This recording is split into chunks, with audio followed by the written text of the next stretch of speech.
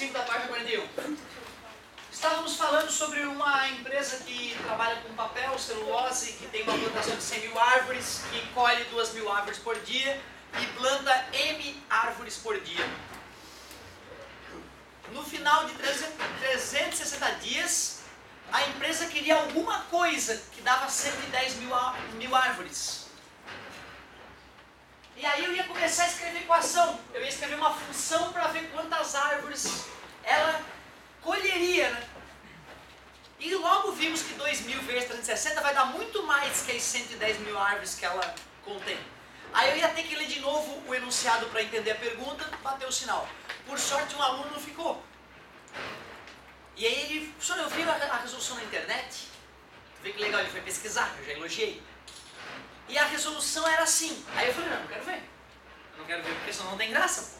Né? Tu imagina, cara, a profissão já é repetitiva. Eu dou a mesma aula 1 milhão de vezes.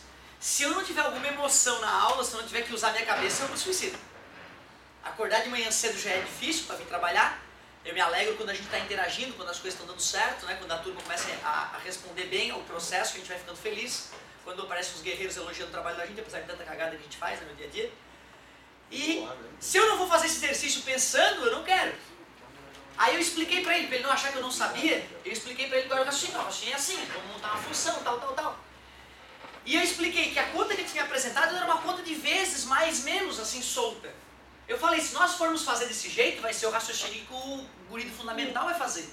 Nós estamos aprendendo uma coisa chamada nós temos que resolver por uma função.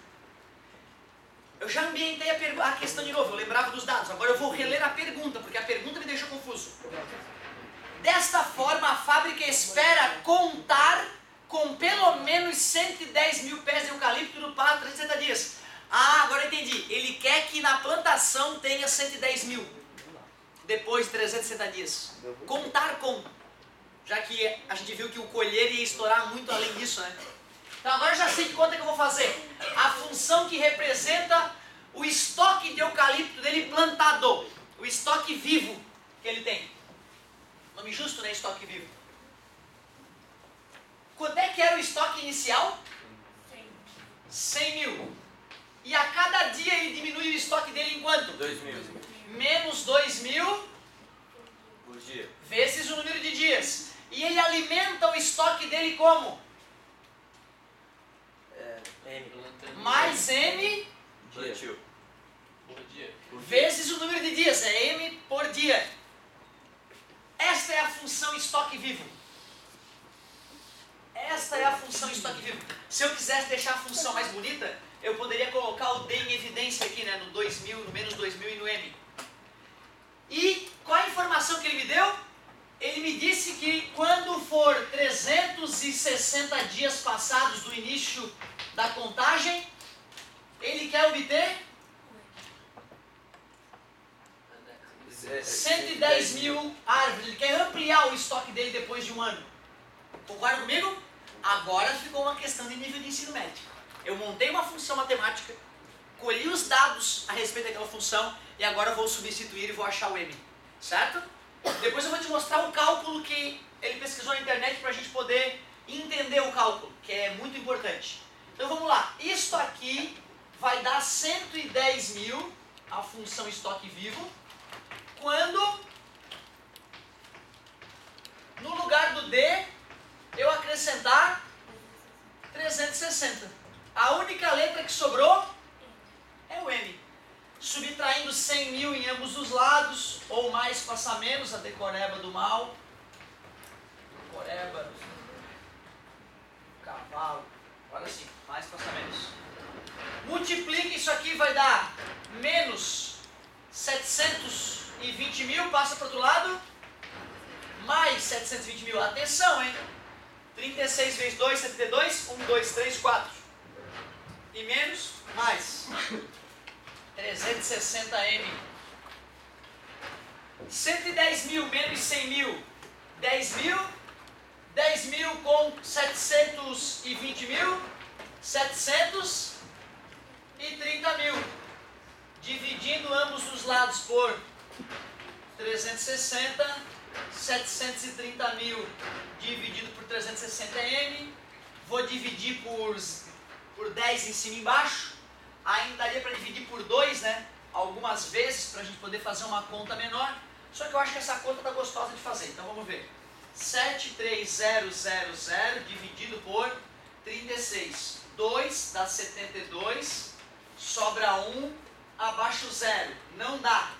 0 para poder baixar mais um 0 seguido. Isso aqui muita gente erra esse 0 ali. Aí dá 3 estoura, né? Dá 2 de novo. Que dá 72 e sobra 28. Abaixo 0. 144 é vezes 4, 144, o dobro passa, então é 7.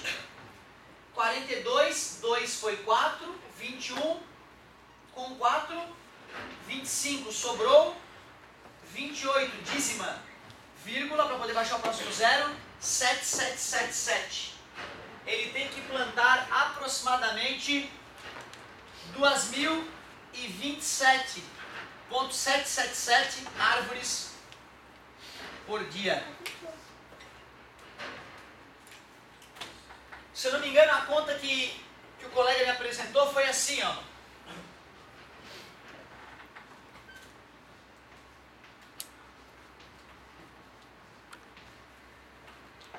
Foi isso, mais 10.000, né? Certo? E isso dividido por 360, certo? Qual é a interpretação para isso? O cara primeiro viu quanto ia ser colhida. Concorda comigo? Viu que ele queria crescer em 10.000 o estoque dele, que ele tinha 100.000 e ele queria 110.000. Então, além de compensar o que ele colheu, ele tinha que acrescentar 10.000 para aumentar o estoque. E já que ele ia fazer isso ao longo de 360 dias, para ver quantas por dia deveria plantar, dividiu por 360. Então, tu vê, essa questão ela pode ser cobrada no fundamental. Não há problema algum. O que é diferente é a maneira como a gente exige a solução no fundamental. A solução assim no fundamental ela é admissível, mas não no médio. No médio, depois da aula de função, eu tenho que te obrigar. Letra A, crie, desenhe, escreva, represente a função que mostra o estoque de eucalipto da empresa Asdrubal. Quando a empresa Asdrubal estiver operando 360 dias, calcule o estoque dela, ou sabendo que o estoque deve ser 110.000 árvores, determine quanto é o plantio diário, beleza? Aí a gente eleva, a questão é a mesma, só que a gente eleva o nível da discussão porque o aluno vai ter que ter toda uma formalidade matemática para fazer a conta. Beleza, galerinha? O senhor não esperava que a gente conseguisse fazer isso? Não, ainda não. Essa questão ainda eu acho que para as nossas aulinhas meia boca ainda estava um pouco pesado. Mas assim eu esperava, sim. Assim eu esperava que a galera acabasse conseguindo resolver. Show de bola! E não tem no gabarito, erramos. Não tem no gabarito. No gabarito tem 20.027 e 20.028. 28. Claro, né? Tá mais próximo, certo? Até porque se tu plantar menos, tu não vai alcançar o objetivo da fábrica. Plantando mais, tu alcança. Certo? Show de bola. Então, letra D. Bonitinha essa questão. Gostinho de prova para o próximo trimestre. Absolutamente não é o volume 2, não delira, né, cara? A sequência da matéria é a sequência aqui do nosso ritmo salarial, não é o número da apostila que me importa. O que importa é a gente destruir todas as 4 apostilas. Te dá a chance de compreender cada página de toda a maldita apostila. Questão 6. Bolsa de valores, isso muito me interessa. Uma ação da Bolsa de Valores tinha um preço de R$42 quando sofreu uma queda de 2,50 por dia durante 5 dias seguidos. Qual é a função que representa a queda do valor dessa ação em função do dia? Q de D. Função queda. Manda. 42, 2,50 vezes X. No meu caso, vezes D. Obrigado. Letra B. Represente no plano cartesiano os pontos correspondentes a esses 5 dias e o segmento de reta que passa por esses pontos. 5 dias, né? Queda e número de dias. primeiro, segundo, terceiro, quarto, quinto dia. Um dia depois, 42 menos 2,50, 39,50. 2 dias depois caiu 5 pila, 37. 4 dias depois caiu 10 pila, 32 menos 2,50, 29,50, mais 2,50, 34,50. Beleza? Gráfico, número de dias, preço da ação, preço. Mas eu estou fazendo o gráfico da função queda, então fazer o quê? Deixa eu ver, putz, aí vai ser chato de fazer. Se eu for contando desde baixo até o número 42, isso vai me perturbar. Farei diferente, então olha que legal a artimanha que a gente pode usar nessa hora. Que claro, na tua prova não foi necessário. Eu posso simplesmente cortar o gráfico aqui, ó. Esse cortezinho mostra que vinha lá do 0, 1, e aí de repente eu posso vir e colocar aqui 10? 27, por exemplo. 27. E eu vou afirmar que cada alturinha dessa vale 2,50. Que número vai ser aqui? 29,50 depois. 32 depois. 34,5 depois. 37 depois. 39,50. Aliás, né, no dia 0 ela estava a 42, né? No princípio da contagem. Então tu vê, esse corte mostra que aqui era 0 e de repente tem um salto pro... Ou seja, quer dizer que aquela linha horizontal era para estar 27 unidades para baixo, né? Vai mudar alguma coisa na interpretação do gráfico? E vai economizar um papel enorme, beleza? Então agora tu já entende, quando aparecer esse cortezinho, essa quebra no gráfico, quando ver um jornal, alguma coisa, tu já vai entender o que aquilo representa. 32, 1, 2, 3, 4. Que delícia! Que manhã bela para fazer um gráfico sobre o preço de uma ação em queda. Poder calcular quantos milhões tu perdeu naquele dia, imagina que prazer. Porra, tinha 10 milhões investido naquela empresa, mas aí o gerente fraudulento fez uma cagada e descobriram. Pra todo mundo que tem o papel daquela empresa, né, uma parte da empresa começa a dizer, quer isso, cara, quer isso, tô fazendo uma promoção pra ti. E de repente todo mundo começa a vender os seus papéis, ninguém mais quer aquele papel. Não, essa empresa aí tá sabendo dessa treta, não quero perder, não quero jogar meu dinheiro fora. Foi mais ou menos o que aconteceu com a Petrobras. Certo? O triste é que tinham trabalhadores com o seu dinheiro investido. Fundo de garantia, já ouviu falar nisso? Quando tu trabalha numa empresa, cada salário que tu ganha, uma parte daquele teu salário é guardado no FGTS, Fundo de Garantia do Trabalhador. Certo? Quando tu tá lá, venho já, vai se aposentar com 70 anos de trabalho. Tu vai pegar aqui teu fundo de garantia, porra, uma poupança gorda, vai dar uma grana boa, tua vida toda de trabalho. E aí tu pode, né, usar aquilo para quitar alguma dívida ou para sobreviver mais dignamente, já que a aposentadoria vai ser uma merreca, essas coisas, né? Aí o cara pensa, me aposentei, peguei meu FGTS. Por Petrobras tá bombando, tá dando muito mais que a poupança. Em vez de botar esse dinheiro na poupança, tu faz o quê? Compra ações da... Mas não contavam com a mega quadrilha que rouba bilhões e bilhões. Quando descobriram e caiu na boca do mundo, isso é chacota mundial hoje, né, galera, nos jornais do mundo rindo da nossa cara, em função do escândalo da Petrobras, que vocês sabem, né, que eles são os corruptos por trás, são os corruptos que gerenciam o país hoje, a galera que arquitetou esse roubo de bilhões.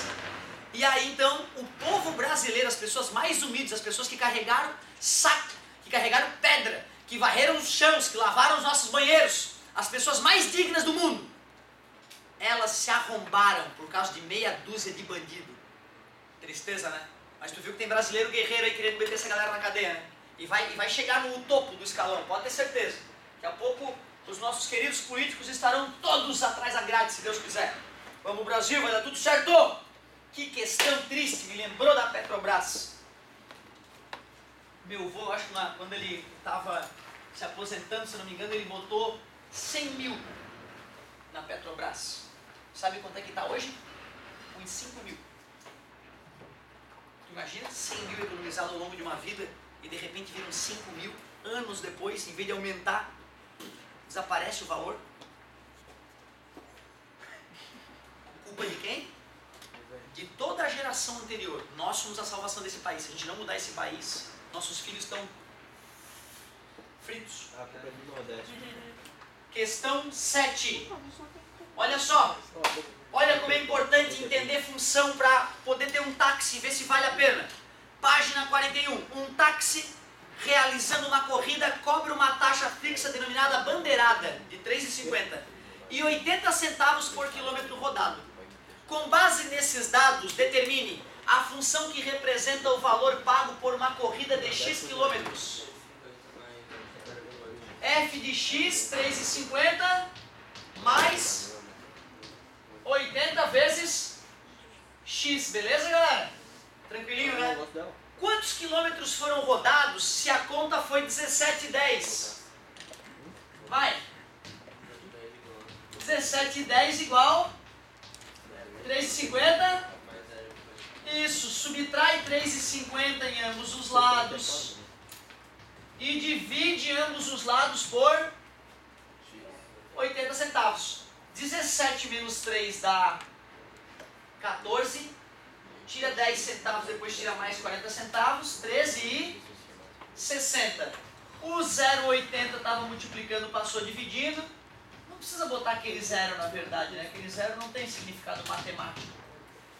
136 sobre 8. Como eu sei que 8 é 2 vezes 2 vezes 2, eu sempre vou dividindo por 2 por 2 por 2. 130 pila para 2 dá 50 com 68. 68 para 2, 34. E 34 para 2, 17 quilômetros esse cara rodou. Confere? Enem, nosso querido Enem. Passar em Belo. Uma empresa, porra, já estou começando a ter vontade de ter uma empresa, porque é só empresa é dinheiro, é ação, e sobe, e desce, e vai. Dá vontade de ser dono da empresa, né? Ser chefe ao invés de ser empregado. Mas não se esqueçam, hein? O chefe sempre trabalha mais que os empregados, senão a empresa não vai. Se tu não for o exemplo da tua empresa, né? Se tu não for o dono da tua empresa e não ir lá e ajudar um funcionário a limpar uma coisa no chão, um funcionário de mais baixo escalão, faxineiro, se tu não está engravatado, não viu a vassoura do cara cair e não levantou e pegou a vassoura pro cara, tua empresa nunca vai para frente. Eu sempre soube disso, mas eu tive a maior certeza disso vendo um programa de TV esses dias. Já ouviram falar em programa Conta Corrente? Um programinha dessas TV a cabo aí, uma dos bracinhos da Globo. O cara tava falando com um sujeito que é empresário top no Brasil, um dos caras que levantou a Azul, que é uma empresa aérea, que eu não sei se já ouviu falar na Azul. E é o cara da Richards. Já ouviu falar na Richards? Loja de roupa chique, tem tudo quanto é lugar? Tudo quanto é esquina tem uma Richards. Esse cara é um dos responsáveis pelo crescimento dessas duas empresas, entre várias outras. Esse cara teve contato com bilionários do mundo todo já, os caras mais foda do país, do mundo e do país em finanças e em gerenciamento de empresa. E o cara pergunta o seguinte pro sujeito: ô fulano, o que tu aprendeu com o cara tal, com o bilionário tal? O que esses caras têm de especial que as outras pessoas não têm? Por que eles chegaram aonde eles chegaram? E dá a sensação que ele ia fazer um comentário de cada sujeito, né? A pergunta foi para isso. Ele vai lá e fala: todos esses caras têm uma coisa em comum. São ligados em gente. São preocupados com as pessoas. Tu imagina, o cara é bilionário, ele tem empresas no mundo todo. Ele chega em cada empresa dele e trata os funcionários como se fosse o próprio filho, como se fosse um cara da família. Olha no olho, fala o nome do funcionário, ajuda o funcionário a carregar as caixas. E o cara é bilionário, ele está engravatado, ele é o dono daquela porcaria. E aí tu imagina, se o faxineiro olha aquilo, caramba, o dono, o cara que é bilionário veio aqui e catou a caixa que eu não vi. Como é que eu não vou acordar às 6 da manhã, né? E às vezes é às 6 da manhã que ele está lá. Tu vê, né, cara, liderança pelo exemplo é a palavra-chave, às vezes, do sucesso. Certo, cara? Mais importante do que as continhas idiotas que eu fiz na tua frente agora, é isso que eu tô te falando.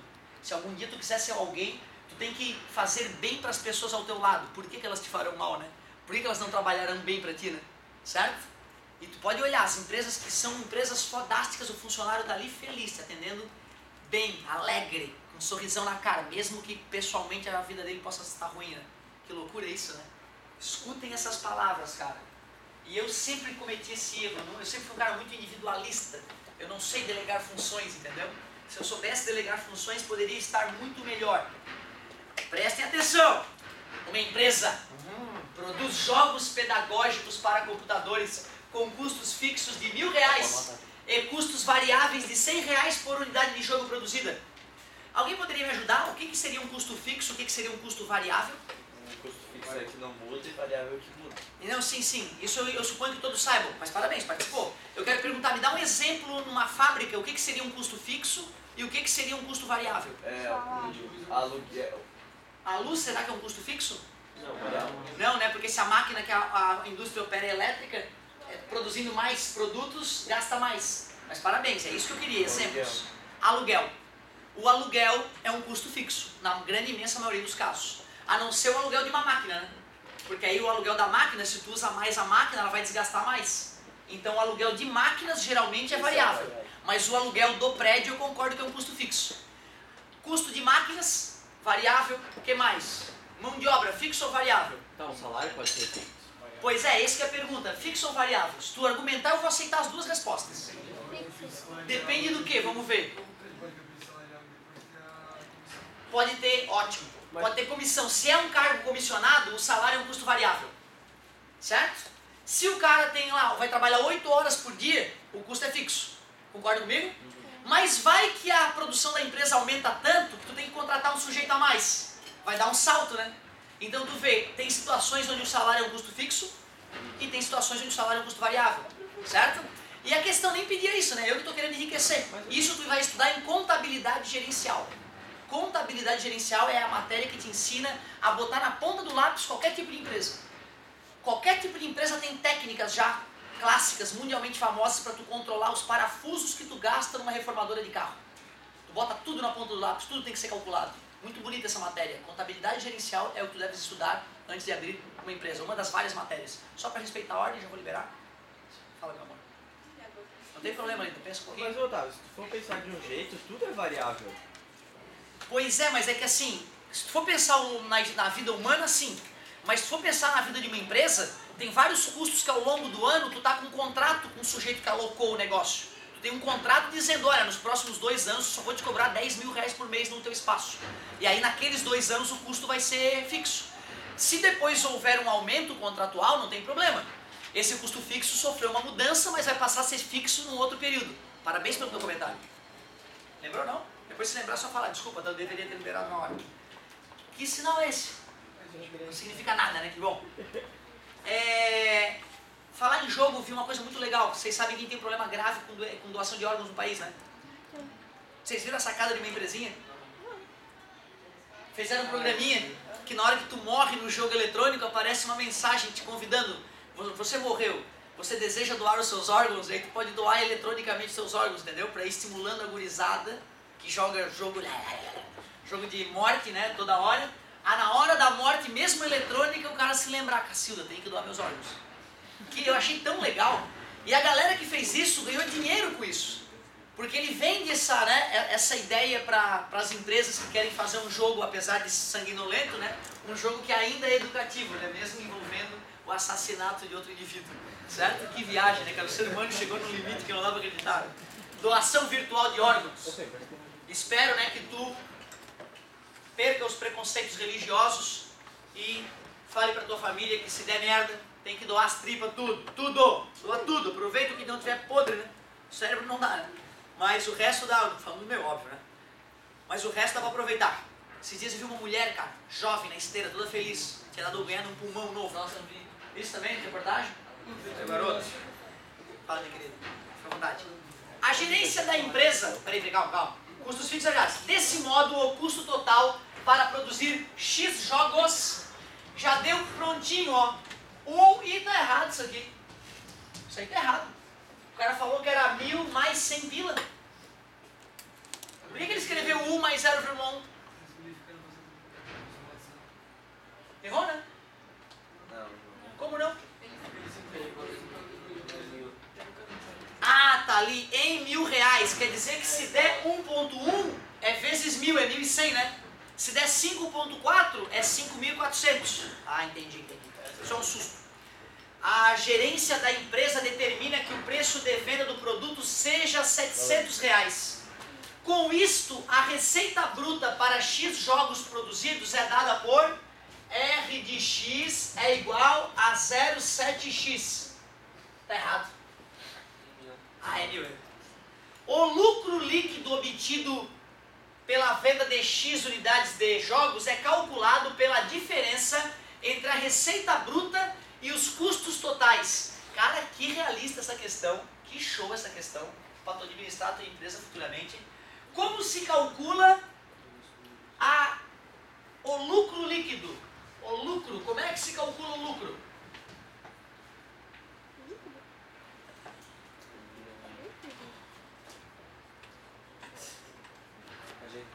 Não? Vou te ajudar de novo? Isso, vou ler de novo. O lucro líquido obtido pela venda de X unidades de jogos é calculado pela diferença. Diferença? Menos. Parabéns, galera. Entre a receita R de X e o custo. Não tem problema quem já colocou as funções, só estou te mostrando como era bem óbvio, né? Como estava no texto. Todos vocês tinham competência para fazer isso. 0,7x menos 1 mais 0,1x. Acho que está errado. Obrigado, garota. L de x é igual a 0,7x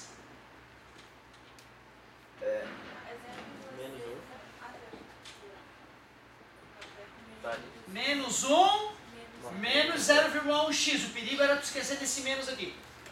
L de x é igual a 0,6x menos 1.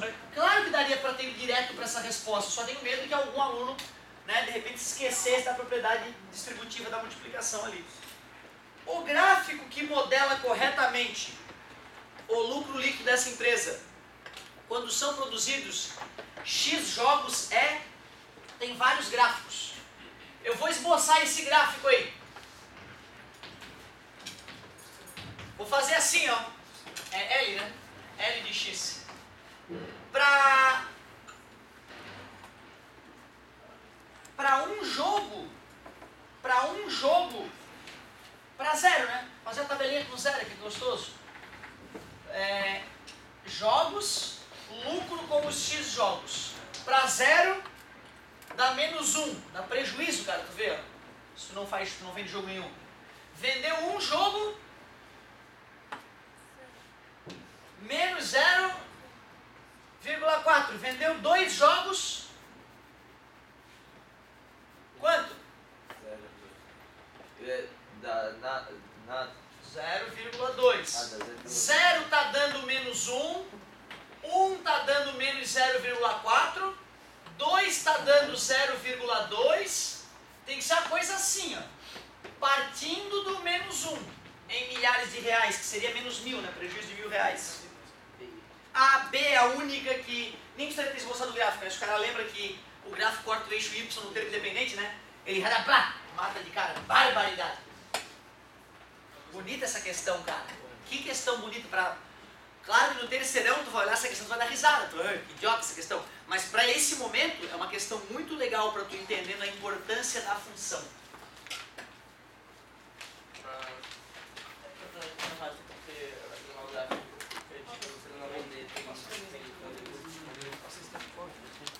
Sim, já vamos continuar, normal. Otávio, Fala, meu querido. aí se o x fosse 3, seria 0,8. Parabéns, cara, entendesse, muito bom.